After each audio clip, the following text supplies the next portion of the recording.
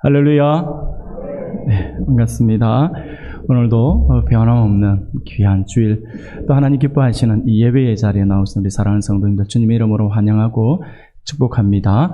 오늘 오후 시간에는 그쪽 가정에서 함께하는 시간으로 가지고 오후 예배는 따로 없습니다. 그래서 오후에 늘 하던 인사를 오늘은 아침에 한번 해봅시다. 아침에 개그가 아닌데 갑자기 웃으시는, 인사만 하는 것만 생각해도 막 그냥 즐거우시죠, 그죠? 참 좋아요. 앞뒤 좌우에 인사하겠습니다. 당신은 나의 기쁨입니다. 인사하겠습니다. 당신은 나의 기쁨입니다. 당신은 나의 기쁨입니다. 당신은 나의 기쁨입니다. 네.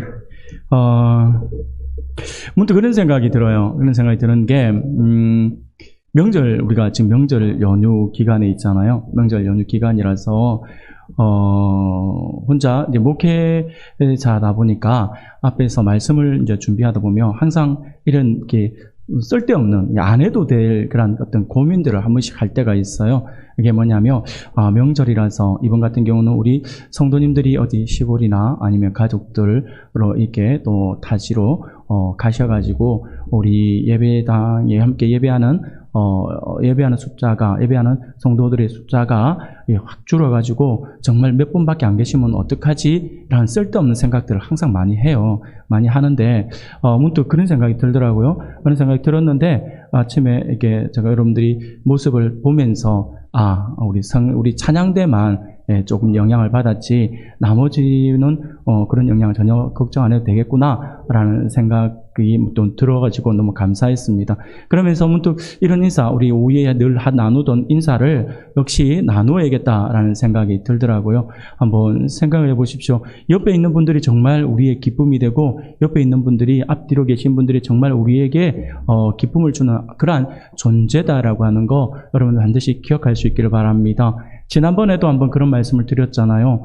또 제가 조금 전에 혼자서 쓸데없는 걱정을 했다 하는 것처럼, 만약에 명절이라고 해서 이게 다들 어디 시골로 간다든지 인사하러 간다든지 해가 가고 아무도 없어요. 아무도 없고, 목사와 저희 가족과 그리고 누군가 한두 사람만 앉아서 예배드린다 생각해 보세요.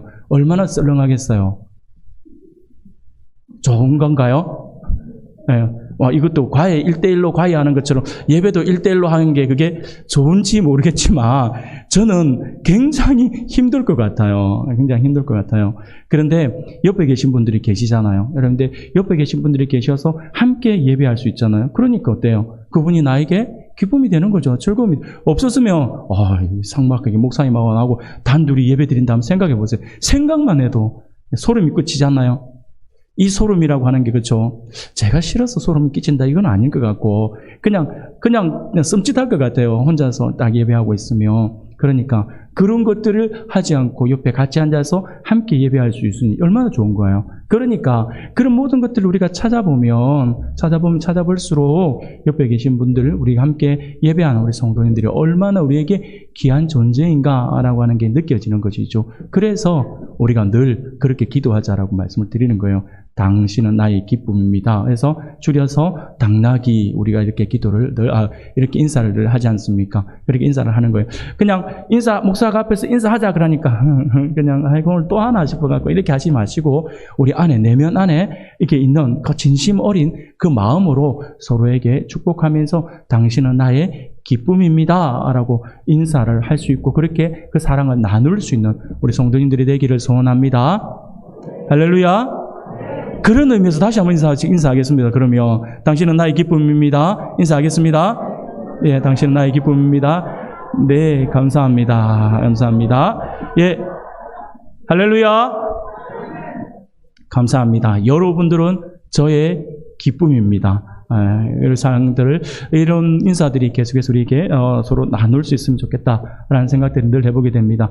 오늘 우리가 베드로전서 4장의 말씀을 가지고 오늘은 고난이 다가올 때라는 제목으로 같이 말씀을 잠시 나누면서 하나님의 은혜를 우리가 누리기를 소원합니다.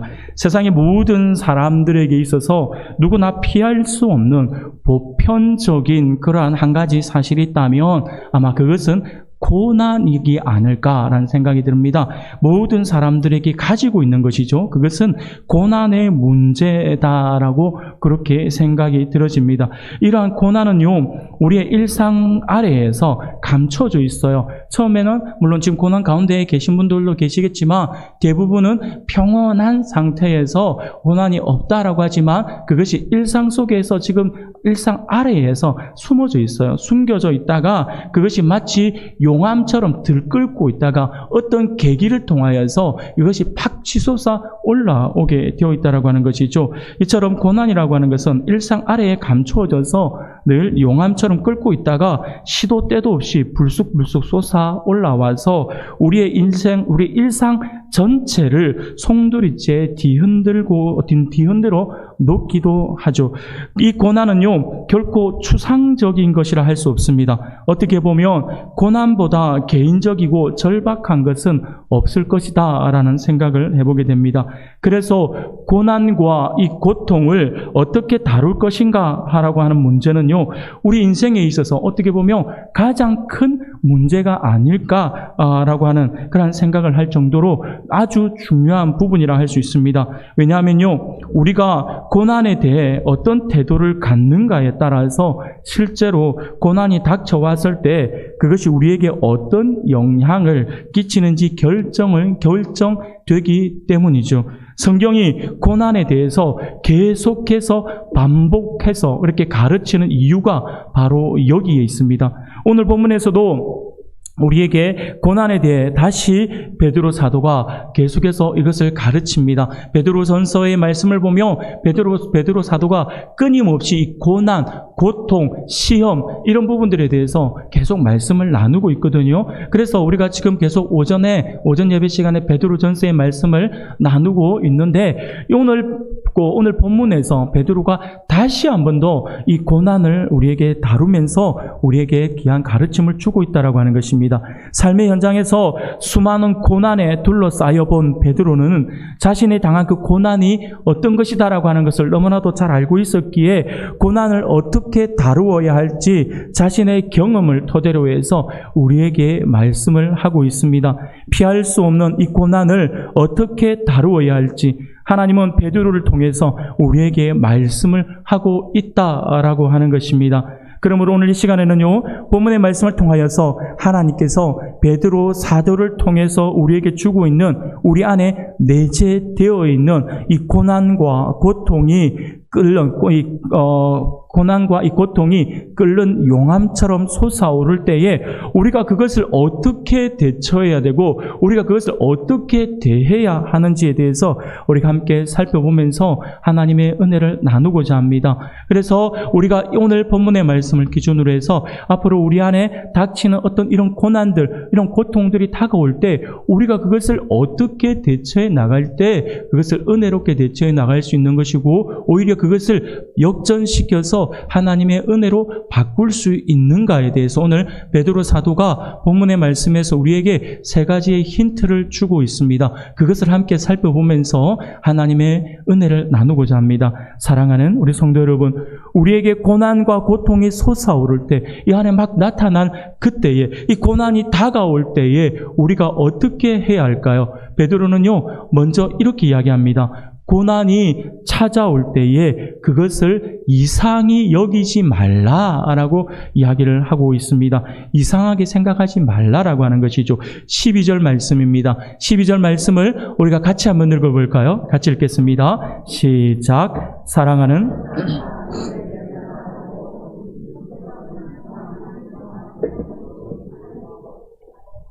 아멘. 사랑하는 자들아, 너희를 연단하려고 오는 불시험을 이상한 일 당하는 것 같이 이상히 여기지 말고 라고 말씀을 합니다. 여기서 베드로가 불시험이다라고 이렇게 표현을 하고 있는데, 이 불시험이라고 하는 것이 무엇을 의미하고 있냐면요, 불같은 고통을 이야기하고 있습니다. 불같은 고통이 우리 안에 있다라고 하는 것을 가르쳐주고 있는 것이죠. 그런데 베드로는 이 베드로 전서를 받는 이 수신자들을 향하여서 그들이 당하고 있는 시련이 단순한 시험이 아니라 불시험이다라고 하는 것을 표현함으로써 오늘 이 베드로 전서를 읽고 있는 독자들, 오늘 우리들이죠. 오늘날 우리들에게 지금 하나의 힌트를 주고 있는 것이 있어요. 그게 뭐냐면 불시험이라고 하는 표현을 통해서 이 글을 우리 읽고 있는 오늘 우리가 이 베드로 전서를 받는 수신자들이 아주 특별한 고통과 고난 가운데 있겠구나라고 하는 것을 우리가 생각해 볼 수 있다라고 하는 것이죠. 당시 이 편지를 받은 초대교회 성도들은요, 아주 독특한 고난과 고통을 당하고 있는 그러한 존재들이었습니다. 그들은요, 잘못된 장소에 있다가 우연히 고난에 휘말린 것이 아니었습니다. 자신의 죄로 인하여서 당연한 당했던 그런 고난을 당하고 있는 그러한 것이 아니었다라고 하는 것이죠. 당시에 초대교회 이 베드로전서의 말씀을 받고 있는 수신자들은요, 단지 이유가 없었어요. 이유라고 하면 딱 한 가지였어요. 뭐냐니까 예수님을 믿는다라고 하는 것이 그들에게는 그 이유가 되었습니다. 그들에게 있어서 예수님을 믿는다라고 하는 이유 하나만으로 그들은 고향에서 쫓겨나 먼 타향에서 살아야 했고요. 타향에서도 늘 믿음을 포기하라라고 하는 압력을 받으면서 살아오고 있었다라고 하는 것이죠. 그들은 믿음을 지키려고 생업을 포기해야 했고 때로는 목숨까지 내어놓아야 했다라고 하는 것입니다. 지금 베드로는 이렇게 혹독한 고난으로 인하여서 고통당하고 있는 사람들에게 이 고통에 대해서 어떻게 반응해야 하는가에 대해서 가르침을 주고 있다라고 하는 것이죠. 그 가르침이 무엇이냐니까 바로 그 고난과 고통이 다가올 때에 그것을 이상하게 생각하지 말라라고 말씀을 하고 있습니다. 사랑하는 여러분, 베드로가 왜 그랬을까요? 베드로는 왜 성도들을 향하여서 자신이 당하는 고난과 고통에 대해서 이상히 여기지 말라라고 이렇게 이야기를 하고 있는 것일까요? 이유는요, 우리에게 불같은 고난이 찾아올 때에 우리의 마음 안에 의문과 강한 거부감도 함께 찾아오기 때문입니다. 어떤 고난을 당하게 되면 반드시 우리 안에 의문이 같이 오게 되어 있어요. 의문이 같이 오게 되어 있고 거부감도 함께 다가오게 되어 있다라고 하는 것입니다. 고난을 당하게 되면 대부분 우리는 어떤 반응을 보입니까? 우리에게 뜬금없이 고난이 다가왔어요. 그러면 많은 성도들이 그럴 수도 있지라고 생각하지 않습니다. 그럴 수도 있지. 다른 사람에게도 당하는 고난이라고 한다면 나도 당할 수 있지라고 생각하는 사람은 거의 없습니다. 아니, 그런 사람 전혀 없을 거예요. 그럴 수도 있지라고 생각하지 않습니다. 대부분 어떻게 생각합니까? 아니, 어떻게 나에게 이런 일이 일어날 수 있는가라고 생각을 한다라고 하는 것이죠. 그 의문을 가진다라고 하는 것이 왜 우리 집에 이런 일이 생기냐고, 왜 나에게 이런 일이 생기냐고, 왜 다른 사람들은 다 행복하게 살아가는 것 같은데 왜 내가 이 고통을 당해야 하는가? 라고 이렇게 생각을 하면 이런 강한 의문이 우리 안에 든다라고 하는 것이죠. 이는 현재의 상황을 쉽게 받아들이거나 믿을 수 없다라고 하는 그러한 반응이죠. 하나님이 왜 이런 일에 나를 지켜주시지 않는지 이해할 수 없다라고 하는 표현입니다. 이런 의문은요, 신앙생활을 성실하게 하는 사람일수록 그들에게 특히나 더 많이 나타나는 현상이다라고 할 수가 있습니다. 내가 하나님을 앞에서 얼마나 열심히 헌신을 하고 내가 하나님께 어떤 충성을 해왔는지 하나님 아시지 않습니까? 라고 하는 그러한 생각들, 그러한 마음들을 가지고 하나님 앞에 호소하게 되어 있다라고 하는 것이죠. 내가 어떻게 충성했는데 어떻게 우리 가정에 이런 어려움이 찾아올 수 있는가? 하나님이 나에게 어떻게 이러실 수 있는가? 라고 하면서 섭섭한 마음까지 들 수도 있다라고 하는 것이죠. 사랑하는 성도 여러분, 우리는 고난이 찾아올 때 일단 놀라게 되어 있습니다. 베드로는요, 고난을 경험했기 때문에 우리 마음을 너무나도 잘 알고 있습니다. 그래서 그는 12절에서 그렇게 이야기를 하고 있는 거예요. 사랑하는 자들아, 너희를 연단하려고 오는 불시험을 이상한 일 당하는 것 같이 이상히 여기지 말라라고요. 의문을 가지지 말라라고 하는 것이 왜 나에게 이런 의문을 가질 필요가 없다라고 하는 것입니다. 그는요, 사랑하는 자들에게 지금 편지를 쓰고 있는 것입니다. 그들은 놀라운 믿음을 가진 헌신된 자들이거든요. 지금 초대교회 성도들이 그런 거예요. 초대교회 성도들은요, 그가 신앙을 가졌다라고 하는 그 이유 하나 때문에, 예수를 믿는다라고 하는 이유 하나 때문에 어마어마한 것을 포기한 그러한 사람들이잖아요. 그러한 사람들, 굉장히 헌신된 사람들이라고 할 수가 있습니다. 그런 그들에게 베드로가 뭐라고 이야기합니까? 반드시 불신앙이 찾아온다라고 단호하게 이야기합니다. 예수 믿는다라고 해서 시험이 우리에게 다가오지 않는 게 아니에요. 예수 믿는다고 해서 고난이 우리에게 다가오지 않는 게 아니다라고 하는 거예요. 이 고난과 고통은요, 예수를 믿건 예수를 안 믿건 간에 모든 사람들에게 제가 서두에 말씀드렸지 않습니까? 보편적으로 찾아온다라고 하는 거예요. 예외가 없어요. 모든 사람이 고통 앞에 놓여져 있다라고 하는 것이죠. 그래서 지금 베드로가 이 고통 속에서 있는 그 성도들에게 향하여서 불시험은 너희들에게만 임하는 것이 아니라 모든 사람에게 오는 거야 라고, 불시험은 온다라고 하는 것을 단호하게 이야기하고 있습니다. 이러한 시험은 당연하게 꼭 와야 하는 것이 우리에게 왔기 때문에 그 불과 같은 고통을 이상히 여기지 말라라고 말을 하고 있다라고 하는 것이죠. 마음에 의문을 품지 말라라고 지금 권고하고 있는 것입니다. 사랑하는 우리 성도 여러분, 그러면 어떻게 이것이 가능할까라고 하는 거예요. 아니, 말은 알겠는데, 그래, 의문을 갖지 말라고 하는 것은 말은 알겠는데, 솔직히 내 마음이 안 그렇잖아요. 지금 내가 당한 고통을 생각해 보면 숨이 막힐 것 같은데, 내가 환장하겠는데, 내가 미쳐버릴 것 같은데, 어떻게 해서든지 내가 이 자리를 피하고 싶은 마음이 드는데, 어떻게 의문이 안 드냐고요. 왜 그런 의문이 안 들겠습니까? 사랑하는 여러분, 하늘이 내려앉고 땅이 갈라지는 것 같고 숨이 막혀 죽을 것 같은 그러한 불같은 고통 속에서 어떻게 우리가 이해할 수 없는 이 고통에 대해서 의문을 가지지 않을 수 있는가라고 하는 것이죠. 베드로는요, 여기서 우리에게 한 가지 명확한 게 지적하는 것이 하나가 있습니다.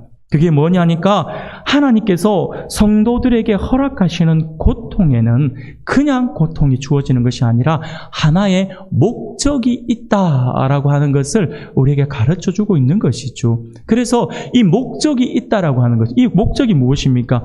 우리에게 다가오는 고난의 목적이 무엇이라고 이야기하고 있습니까? 연단이라고 하는 말로서 우리에게 표현을 해주고 있습니다. 그렇습니다. 사랑하는 여러분, 우리에게 주어진 고통은 우리를 연단하기 위한 목적이다라고 하는 것이에요. 그래서 의문을 가질 필요가 없어요라고 하는 것이죠. 그럼 결국 베드로가 하고 싶은 이야기는 뭐냐니까, 이 불시험이 다가올 때 그 불시험의 현장에서, 그 현장에 있는 불시험의 그 현실에 있는 그것만을 바라볼 때는 고통이라고 하는 것이 다가올 수 있겠지만, 이것을 우리에게 허락하신 하나님은 우리에게 이것을 허락한 목적이 있다라고 이야기를 하고 싶은 것이죠. 그 목적이 무엇이냐니까, 바로 우리의 연단을 위해서, 우리의 신앙을 한 단계 더 업그레이드 시켜주기 위해서 하나님께서 우리에게 지금 그것을 허락하신 것이다 라고 이렇게 이야기를 하고 있는 것입니다. 그러니 이상하게 생각하지 말라라고 이야기를 하고 있는 것입니다. 하나님께서 우리를 더욱 성숙하게 하시려고 고통이라고 하는 시험을 우리에게 주셨다라고 하는 것입니다. 사랑하는 성도 여러분, 창세기 22장을 보면 우리가 아브라함이 당하는 시험의 기사가 나오거든요. 이 아브라함의 모습을 보면 우리가 조금 더 쉽게 이 부분을 이해할 수가 있습니다. 이 아브라함이 시험 받은 이 일을 우리가 가만히 한번 생각해 보는데, 창세기 22장을 여러분들 읽을 때 단순하게 남의 일, 그냥 그 사람의 일로 읽지 말고 우리가 그것을 읽을 때에 이것이 지금 내 일이다, 내가 지금 아브라함이다 라고 하는 그 마음을 가지고 한번 읽어본다면 이 말씀이 얼마나 무서운 말씀이고, 이 말씀 지금 아브라함의 이 결단이 얼마나 힘든 것인지를 우리가 알 수가 있을 것입니다. 사랑하는 여러분, 잘 아시는 것처럼 아브라함은 100세에 금쪽 같은 아들을 낳았어요. 그 아들의 이름을 무엇이라고 지었죠? 이삭이라고 지었어요. 여러분, 이삭의 이름이 뜻이 뭐예요? 웃음이잖아요. 웃음이에요. 이삭의 이름이 뜻이 웃음입니다. 여러분, 이 단어, 이 웃음이라고 하는 이삭의 이름 하나만 가지고도 한번 생각해 보세요. 100세에 낳은 금쪽 같은 아들이에요. 그러니 이 아들 하나만 보고 있어도 얼마나 흐뭇하겠어요. 얼마나 기쁘겠어요. 안 먹어도 배부르다라고 하는 표현이 딱 지금 이 상황 속에 있는 아브라함의 모습을 표현한 표현이 아닐까라는 생각이 들어집니다. 그런데 그 이삭의 이름을 불러요. 부르는데 그 이름이 뜻이 뭐라고 했어요? 웃음이다라고 하는 거예요. 그래서 이삭아 하고 부르는 게 아니라 오늘날 우리로 치면 웃음아 하고 이렇게 부르는 거죠. 그러면 어때요? 여러분, 조금 전에 제가 서로 인사만 나눕시다라고 해도 여러분들이 인사만 이야기만 나와도 인사만 나눕시다 해도 웃음이 나오고 서로 간에 웃으면서 인사를 나누잖아요. 그런데 상대방의 이름이 웃음인 거예요. 근데 이 아이가 100세에 낳은 금쪽 같은 아들이에요. 그럼 이름을 부를 때 이삭아 하는 사람이 있을까요? 없죠. 그냥 자기가 지을 수 있는 최고의 표정으로서 아마 이삭을 부르지 않았을까요? 이삭 하면서 웃으면서 얼마나 그래야 좀 그 이름의 뜻에 맞는 거잖아요. 이 집이 이삭의 이름 하나만 불러도 이 집 안에 웃음이 사라지지 않을 만큼 기쁨이 넘쳤다라고 하는 것이죠. 웃음아 웃음아 부를 때마다 얼마나 즐겁고 얼마나 반가웠을까요? 그러던 어느 날 하나님이 뜬금없이 아브라함이 찾아오셨어요. 그러면서 하시는 말씀이 이 이삭을 모리아 산으로 데리고 가서 번제로 바치라고 하는 거예요. 이게 말이 되는 겁니까? 여러분, 이것이 아브라함에게 있었던 일이라고 생각하지 마시고 오늘 나의 일이라고 한번 생각해 보세요. 금쪽 같은 내 아들을 번제로 바치라 라고 한번 생각해 보세요. 물론 오늘날 이렇게 하면 안 되죠. 오늘날 이렇게 했다면 큰일 납니다. 그렇죠? 오늘날 우리 아들 번제로 바치라 해가지고 아들 데리고 제가 저기 우리 아미산 꼭대기 데리고 올라갔다 생각해 보세요. 해외 토픽감이에요. 당장에 경찰이 이 체포영장 들고 와가지고 아마 아동학대로 막 잡아갈지도 몰라요. 나는 하나님 말씀대로 갔는데요. 뭐 이렇게 아무 소용이 없어요. 아마 다 잡혀갈 것이죠.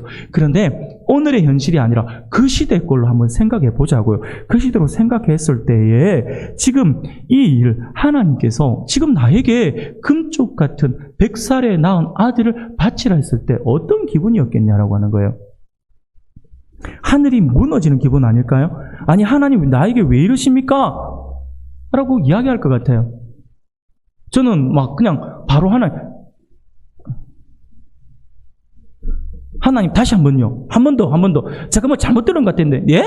에이 아닌 것 같아요. 막 이렇게 할 거예요. 혼자서 막 길을 막아가면서 아니야 이건 내 소리야 이건 하나님의 소리가 아니야. 하나님이 절대 이럴 수가 없어. 막 저는 이럴 것 같아요. 끝까지 부인할 것 같아요. 아마 우리 모두가 그러지 않을까요? 하나님 왜 이러십니까? 하나님 제정신입니까? 그렇게 하지 않겠습니까? 사랑하는 여러분, 혼자서 아브라함이 무슨 생각을 했겠어요? 아니 주실 때는 언제고 다시 달라고 하시다니 그럴 것 같다면 차라리 주지나 말든가. 아니 줘놓고 빼앗는 경우가 어딨냐고요. 어떻게 이게 목숨과 같은 이 하나밖에 없는 내 아들, 금쪽 같은 내 아들을 내 손으로 죽여서 번제로 바칠 수 있는가라고 하는 것이죠. 나는 못한다 라고 하면서 도망을 갔을 것 같아요. 사랑하는 여러분, 그런데 아브라함이 어떻게 했는지 우리가 잘 알고 있지 않습니까? 그는 아무 말 없이 아내 사라와도 전혀 상의를 하지 않습니다. 아침 일찍 일어나서 묵묵히 여행 갈 준비를 하고 번제에 쓸 나무를 챙겨가지고 떠나지 않습니까? 물론 이후의 말씀 우리가 잘 알고 있습니다. 아브라함은 모리아 산에서 한치의 망설임도 없이 아들 이삭을 번제로 바치려고 하죠. 그러자 하나님께서 그제서야 아브라함의 이 진심을 아시고는 다급하게 아브라함을 말리십니다. 그리고 미리 준비한 양을 번제로 바치게 하셨던 것이죠. 여러분, 지금 아브라함이 하나님께서 양을 준비하신 것을 미리 알고 하나님 앞에서 이삭을 바치는 쇼를 하고 있는 것이 아니었습니다. 아브라함은 전혀 몰랐죠. 그저 하나님의 말씀이니 그 말씀에 순종을 하고 있는 것입니다. 하나님께서는요, 이런 아브라함을 위해 미리 양을 준비해 주셨다라고 하는 것이죠. 여호와 이레. 우리 하나님은요, 미리 준비해 주시는 하나님이시다라고 하는 사실을 믿으시길 바랍니다. 이 모든 것은 아브라함을 향한 하나님의 시험이었던 것이죠. 그리고 하나님은 그 시험을 그리고 아브라함은 하나님의 그 시험을 통과했습니다. 수많은 고민 속에서 그의 믿음이 놀랍게 자라난 것입니다. 이러한 모습에 대해서 하나님께서 뭐라고 말씀하시냐니까 창세기 22장 12절 하절에 보니까 이렇게 말씀을 해요. 내가 이제야 네가 하나님을 경외하는 줄을 아노라라고 말씀을 합니다. 그래서 히브리서 기자는요, 아브라함의 믿음에 대해서 히브리서 11장 17절에서부터 19절까지의 말씀에서 이렇게 말씀을 해요.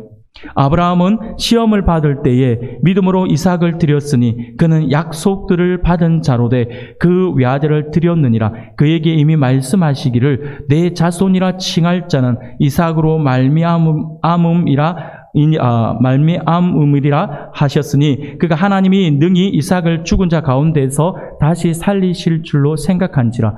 비유컨대 그를 죽은 자 가운데서 도로 받은 것이니라 라고 말씀을 하고 있는 것입니다. 사랑하는 여러분, 하나님은 아브라함에게 약속을 하셨습니다. 이삭을 통해서 태어날 후손이 바다의 모래와 저 하늘의 별처럼 많을 것이다 라고 이미 약속을 해주신 것이죠. 그렇게 약속하신 하나님이 이삭을 죽여서 이삭을 데리고 가신다라고 한다면 하나님께서 처음 하신 약속과 지금의 모습이 모순이 된다라고 하는 것이죠.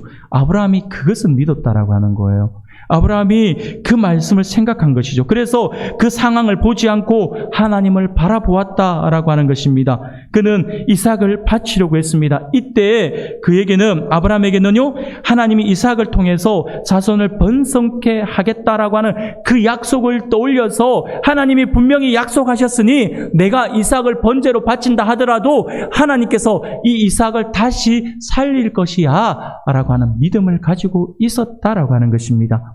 그 믿음으로 아브라함은 이삭을 바치려 했고, 그러한 믿음을 보신 하나님은 이삭을 대신할 어린 양을 준비하셨다라고 하는 것이 바로 그 말씀입니다. 사랑하는 우리 성도 여러분, 뿐만 아니라 말로 표현하기 힘들 정도로 큰 고난을 당한 욥의 모습을 우리가 한번 살펴봅시다. 욥은 어땠습니까? 욥은 그 고난 가운데 있으면서 뭐라고 고백을 했냐면 욥기 23장 8절에서부터 10절까지의 말씀에서 이런 고백을 합니다. 그런데 내가 앞으로 가도 그가 아니 계시고 뒤로 가도 보이지 아니하며 그가 왼쪽에서 일하시나 내가 만날 수 없고 그가 오른쪽으로 돌이키나 배울 수 없구나. 그러나 내가 가는 길을 그가 아시나니 그가 나를 단련하신 후에는 내가 순금같이 되어 나오리라. 아멘. 예전 성경에는 정금이라고 했잖아요. 그래서 저도 입이 붙어가지고 정금이 바로 그를 우리 보고 있으면서도 정금이라고 하는 말이 나오네요. 순금같이 나오리라 라고 하지 않습니까? 사랑하는 여러분, 이 욥의 이 고백을 한번 가만히 묵상해 보십시오. 여러분, 정말 암담해요. 정말 암담해요. 극심한 고통 가운데에서 그의 마음에는 수없이 많은 의문이 생기는 거예요. 왜 나에게, 왜 우리 집에, 왜 졸지에 이런 일이 당하지? 아니, 내가 하나님께서 나에게 이 벌을 주신 것이라고 한다며 도대체 내가 뭘 잘못했을까? 하나님 앞에 내가 어떤 잘못을 했을까? 어떤 부분이 하나님의 마음을 섭섭하게 했을까? 라고 하는 의문이 드는 거예요. 그래서 그것이 너무너무 알고 싶어서 하나님 앞에 지금 매우 달리는 거예요. 그래서 그가 뭐라고 이야기합니까? 앞으로 가도 하나님이 계시지 않고라고 해요. 하나님을 만나려고, 하나님과 대화를 시도하려고 앞으로 가도 하나님이 보이지 않는 거예요. 뒤로 가도 하나님이 보이지 않는 거예요. 그런데 가만히 묵상하니 하나님이 지금 내 왼쪽에 계신 것 같은 느낌이에요. 하나님 내 왼쪽에 계신 것 같아요. 그래서 하나님 하려고 하면 그 하나님이 아니 계시는 거예요. 오른쪽에 계시는 것 같아서 하나님 하고 부르는데 역시 아니 계시는 거예요. 앞뒤 좌우 모두가 막혀 있어요. 어디 하소연할 데도 없어요.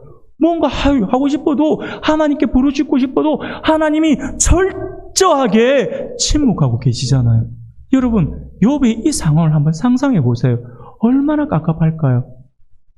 우리는 이런 상황 속에 있으면 그나마 하나님이라고 부를 수는 있겠지만 욥이 표현하기를 하나님은 처음부터 끝까지 욥의 이 고통에 대해서는 침묵하고 계시는 것 같다라고 말씀을 하고 있지 않습니까? 욥이 얼마나 깝깝하겠어요? 얼마나 힘들겠어요?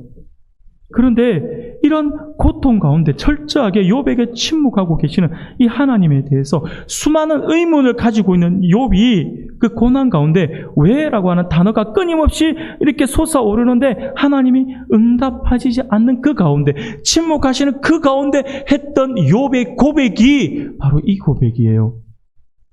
그러나 내가 가는 길을 그가 아시나니 그가 나를 단련하신 후에는 내가 순금같이 되어 나오리라. 할렐루야.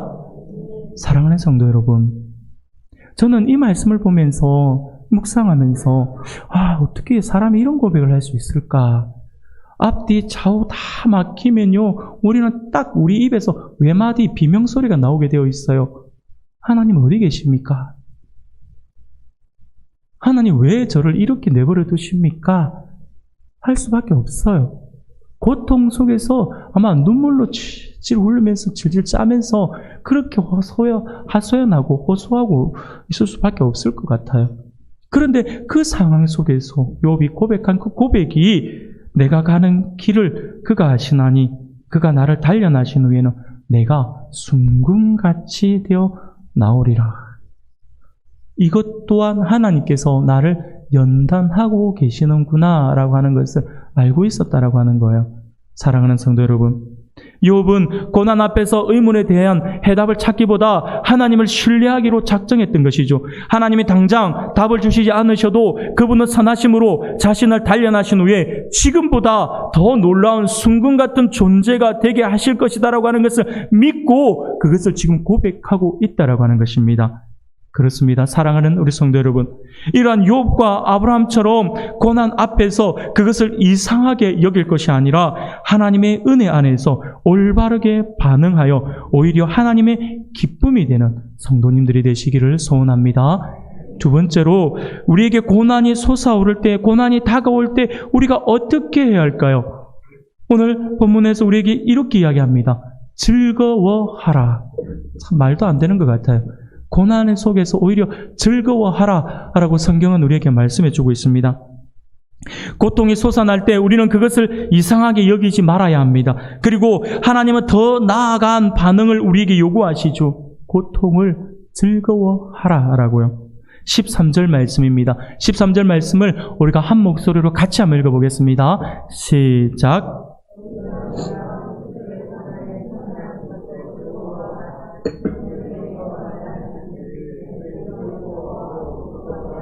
함이라. 아멘. 베드로의 논지는요, 너무나도 명확합니다.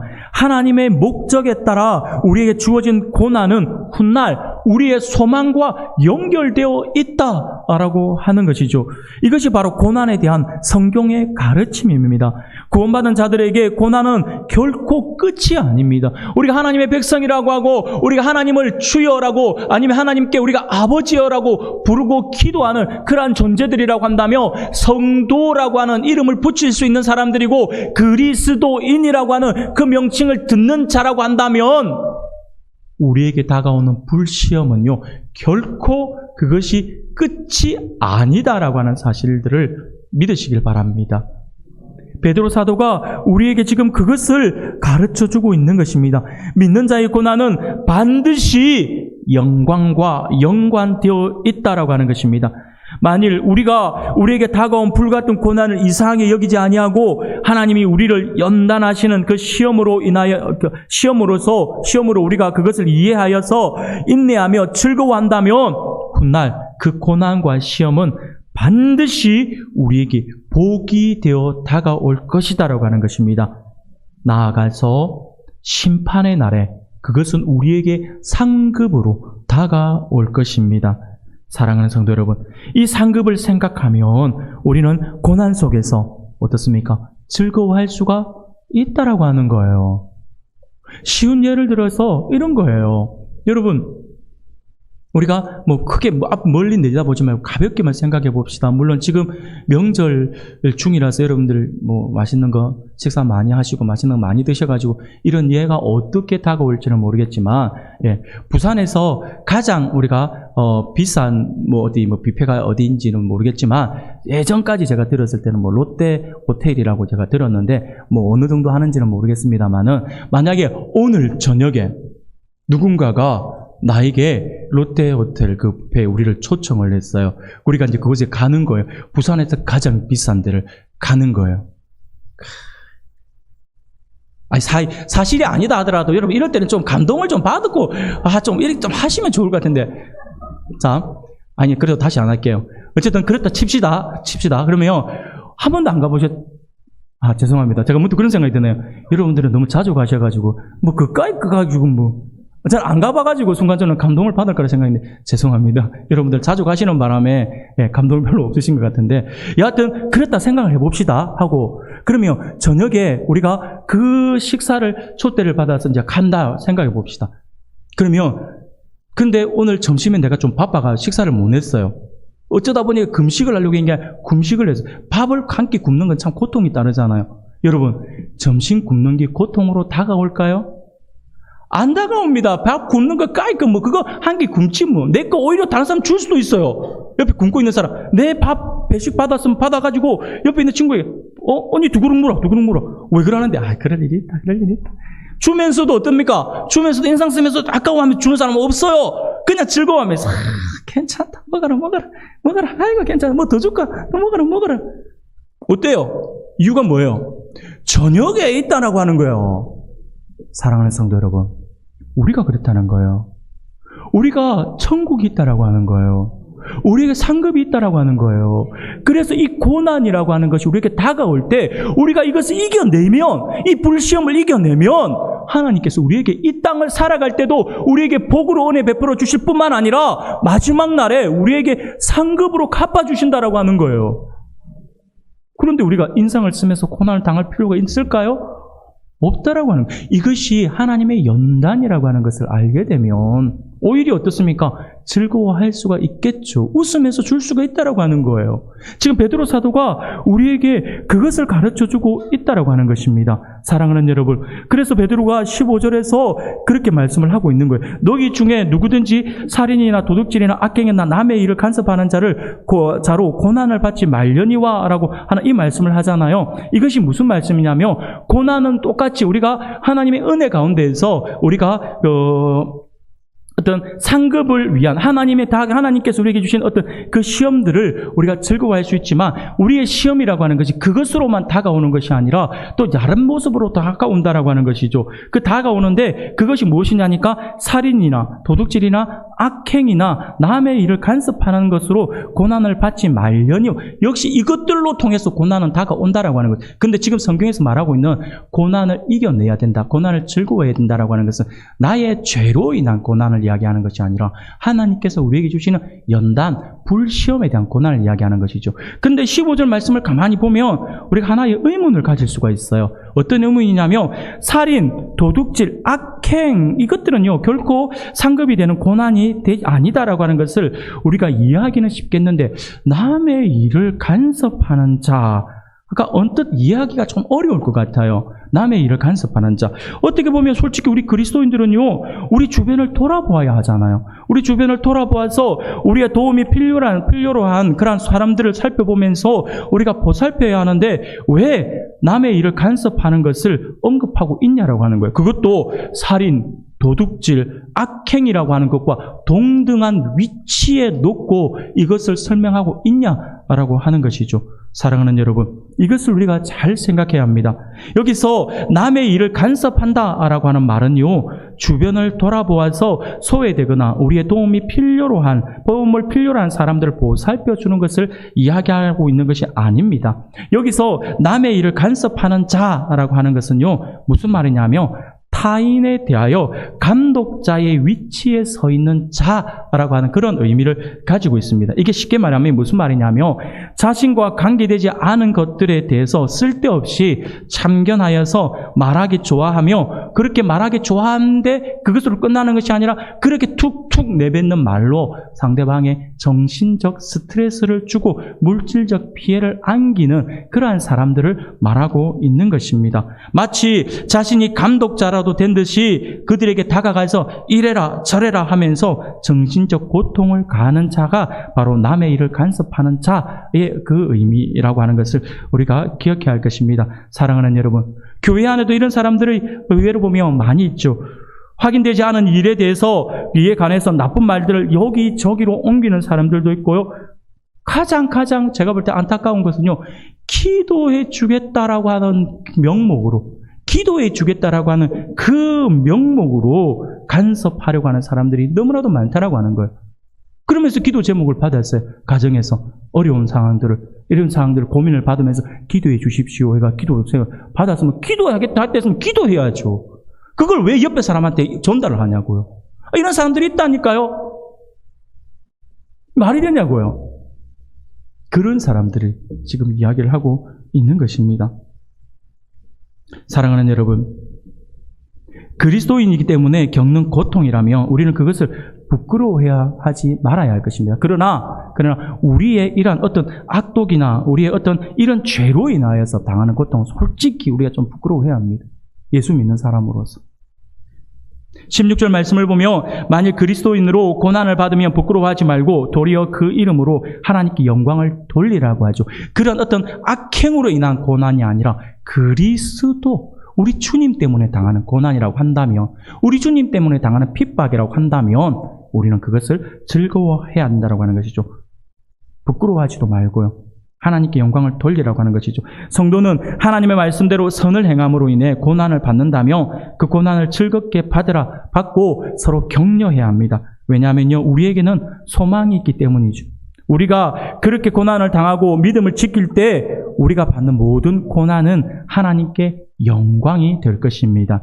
그리고 훗날 그 결과는 말할 수 없는 상급과 멸관으로 찾아오게 될 것이다라고 하는 것이죠. 그러므로 우리는 고난이 올 때에 그것을 이상히 여기지 말고 오히려 즐거워할 수 있어야 한다라고 베드로 사도가 이야기를 하고 있는 것입니다. 마지막으로 하나만 더 말씀을 드리겠습니다. 우리의 고통이 솟아오를 때 어떻게 해야 할까요? 그때는요, 세 번째는 하나님을 의탁해야 한다라고 이야기합니다. 19절 말씀입니다. 그러므로 하나님의 뜻대로 고난을 받는 자들은 또한 선을 행하는 가운데 그 영혼을 미쁘신 창조주께 의탁할지어다라고 말씀을 합니다. 험한 고난의 터널을 지날 때 하나님의 선하심과 권능을 전적으로 확신하지 못하면 우리는 낙심하게 되어 있습니다. 사랑하는 여러분, 하나님은 전지전능하시기 때문에 우리를 향한 그분의 선하신 목적을 무너뜨릴 고난을 가진 자가 이 땅에 결코 없다라고 하는 사실을 확신할 수 있길 바랍니다. 또한 하나님은 어떠한 상황에서도 그분의 계획을 온전히 이루신다라고 하는 사실들을 또 믿으시길 바랍니다. 그래서 베드로는 이 사실을 일깨우기 위해서 창조주이신 그분께 우리의 영혼을 의탁해야 한다라고 말씀을 하고 있는 것입니다. 사랑하는 우리 성도 여러분, 많은 사람들이 고통을 없애려고 의사를 찾아가잖아요. 그런데 너무나도 역설적이게도요, 고통이 없는 것을 오히려 괴로워하는 사람들도 있다라고 하는 사실 아십니까?